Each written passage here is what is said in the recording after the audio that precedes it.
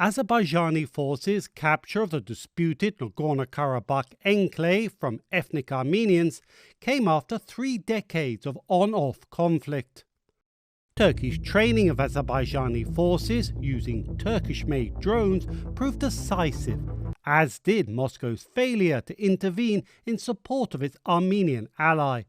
A sign some observers say that Moscow is distracted by its war in Ukraine. Russia became more vulnerable in its internal politics and in its exterior strategies, also in the Caucasus, in Central Asia, in the Middle East, and that creates new spaces and new possibilities also for other regional powers in partly to regain their positions, partly to become new leverages of influence. Decades of simmering tensions between Armenia and Azerbaijan over Nagorno-Karabakh, experts say, allowed Moscow to exert influence over the region by playing both sides against each other. The defeat of the Armenian-backed forces is a significant loss for Moscow. It will influence, at least in the short term, its ability to act or to have clout with these two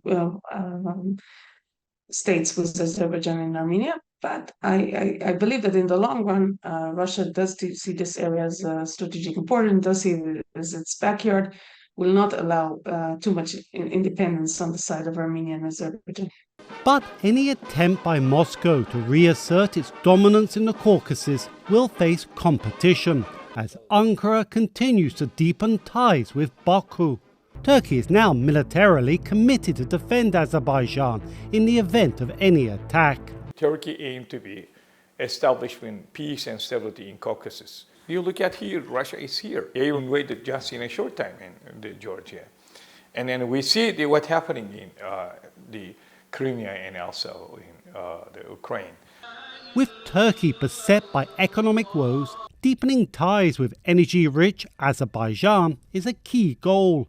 Turkey also wants to turn the Caucasus into an alternative energy export route for Central Asian countries and break Russia's tight grip on energy distribution. Observers say Ankara and Moscow have a long history of diffusing their disputes by using economic issues to find common ground. I study Russian-Turkish relations, the past 100 years of Russian-Turkish relations, and I see episodes of brief moments of conflict that have been so carefully managed. Turkey and Russia successfully, for the past 100 years, used economy to manage, and cooperation, to manage these geopolitical disputes, which they have many on the table. Turkish President Recep Tayyip Erdogan and Russian leader Vladimir Putin have developed a close working relationship, much of which has involved managing conflicting rivalries. The situation in the Caucasus may prove to be their biggest challenge. Dorian Jones, VOA News, Istanbul.